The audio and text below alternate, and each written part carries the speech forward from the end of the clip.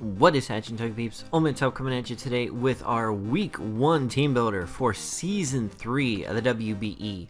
The Pittsburgh Piratas are sailing in new waters, looking to make our mark and plant our flag on this desert island that is known as the WBE. So, first week, we are playing Faint Attacks, aka Chrissy, and the Atlanta Umbreons. And the team he has to build with is Komao, Entei, Flagon, Fortress, Meloetta, Tornadus, Incarnate, Regirock, Sceptile, Lantern, and Mega Gardevoir. Now, some of the things we need to be really careful about is the possibility of Unburden, Swords Dance, Sceptile. The combination of ground and grass really puts a hurting on our team. So that's something we need to keep in the back of our head. If we see Sceptile in team preview, we definitely need to be on our toes around it. But a few of the things that also worry us are possibly Scarf Flagon. The fastest thing on his team is Tornadus Incarnate at base 111 speed. Well, nope, that's Sceptile at base 120. Ha! Yep. Already making mistakes. That's alright though. But anyways, he's got a bunch of Pokemon sitting right around 90 and 100 base speed. Luckily for us, we have a few a little bit faster than that. So let's dive into the team. First off, we're going to have Trogdor, Burninator of the Peasants. Our Mega Charizard X with those Tough Claws, Dragon Dance, Dragon Claw, Earthquake, and Roost. Now what you're thinking, Tup, you have a Megazard X and you don't have Flare Blitz. What are you thinking? Well, looking at the rest of his team, if I wanted to pick two moves to bring, I have to have Dragon Claw. Because it is entirely possible that he will be bringing two Dragon types against us. Flagon resists both of those, so if Scarf Flagon comes, which will speed tie us at +1, that is something we need to be able to hit super effective if we win the speed tie. Also, Earthquake is worth a lot more against his team than Flare Blitz is. I mean, Fortress is the only thing we're not going to be hitting as hard, pretty much, by losing the Flare Blitz. I mean, there's Sceptile, but Sceptile dies to a stiff fart from Megazard X at +1. So we're not really worried about that. But like I said, Jolly max speed, because in the event we get the +1, we have to be able to at least speed tie Flagon if it's Scarfed. So that is the entire purpose of being Jolly, max speed, etc. Everything else goes into attack, a little bit left into defense to keep an odd HP. Next, I'm going to be going into Nightwing. Name recommended by my friend Katie, aka Lusty Lapras. Thank you for that. Fairly standard-ish, speedy, bulky Gliscor, if that makes sense. But we have just enough speed at base 95 speed to outpace his 90 speed mons, which I believe is Meloetta, is what we teched that against. So we could taunt it if we 1v1, because those things like to substitute and to calm mind and to all the things that we don't want to see. We are not running knockoff or U-turns. We don't have super effective damage against it. But the taunt, Stealth Rock, Earthquake, and Roost does a lot against the team we're going to be playing against. The only two things that will take no damage whatsoever are Flagon and Tornadus Incarnate, because everything else is grounded. So that is the bueno. Poison Heal, just because best ability. Like I said, we have to run Jolly to be able to hit 154 speed at level 50. Like I said, that is teched to outspeed max speed Meloetta, should it be what he's bringing against us. What else does that outspeed? That may be enough to outspeed Adamant max speed Entei too.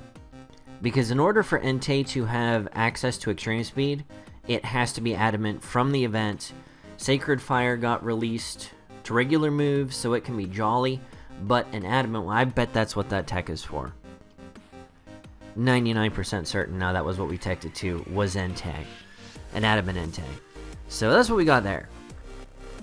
But anyways, if not, let me know I'm an idiot in the comments. It won't be the first time, and it shan't be the last. But the rest in bulk, like I said, we're going for speedy bulky so we can take a couple hits, make a couple hits, and outspeed the things. Next, we're going into the Hanson brothers. And if you don't know who Hanson is, umbop your way over to Google and find out. Now, this started out with Tyranitar on the team, which unfortunately we decided against bringing this week, even though I love it more than I love most things in this world. But, so we switch it to Tangling Hair. Life Orb, this thing still does lay down some hits. Earthquake, Frustration, Rock Slide, and Memento. Memento, in the event we get to a range where we just, it's not worth the damage, but we want to get possibly Mega Zardin for free. Memento's a nice little tech. We really didn't need a lot of the other moves. I mean, we could have brought Iron Head, but really the only thing that helps us with is Mega Gardevoir. And it dies to an Earthquake anyways, because it has paper regular defense. So we're not worried about that. So that is Excelente. We need the Frustration in order to hit that Flygon, which is just going to be a thorn in our side. I can see it already. This Flygon, because we've already had to tech so much around it. So that's why we got that. Jolly, 180 speed, putting us at 168. Which outspeeds... What's the next fastest thing to us? The Mega Base 100s. There we go. Which is Entei, Flygon, Mega Gardevoir. So that's what we got. Next, we are rocking that Dad Bod. The washing machine loving Dad Bod. Levitate Leftovers. Will-O-Wisp, Volt Switch, Hydro Pump, and Pain Split. We are max HP, near max defense with the leftovers sprinkled in special defense. Will-O-Wisp, because he has so many physical attackers that do so much against us this week. So that's why we're rocking that. A little bit of status spread around his team. The only physical attacker that he has that doesn't want to be burned is Entei, because it can't be. So that's what he's got, and that's why we brought that. Next, we got the Keys to the City. And I want to say Sketchy Smeargle recommended this, but I'm not 100% certain. I should have looked. Now, a little less confident about this moveset. It is a lot of things. Keys to the City, Klefki, Leftovers, Prankster, Defog Spikes, Thunder Wave, and Dazzling Gleam. Defog to get those rocks off the field. Those pesky rocks that take Trogdor down to 50% health upon entry before Mega Evolving. We got Spikes because all but 2 of his Mons hate them. Again, that Flygon and Tornadus. Flygon, why are you being such a jerk? Other than that, Thunder Wave. This Thunder Wave was a last minute tech over Flash Cannon and or not Electro Levitate, Magnet Rise. Because we, in playtesting, we really got worried about that Unburden Sceptile with Swords Dance. It just kept putting in the work against us no matter what we teched against it. So, that's why we got Thunder Wave. Spikes were also a late minute addition to help us hazard stack, should we get to that point. But yeah, Calm, max special defense, max HP. A little bit back in the special attack. We got the Dazzling Gleam because it does the stuff to the things. Flash Cannon really didn't help us against a lot. I mean, it hit Mega Gardevoir pretty hard and it helped us with Regirock. But we have other answers for that. So, yeah.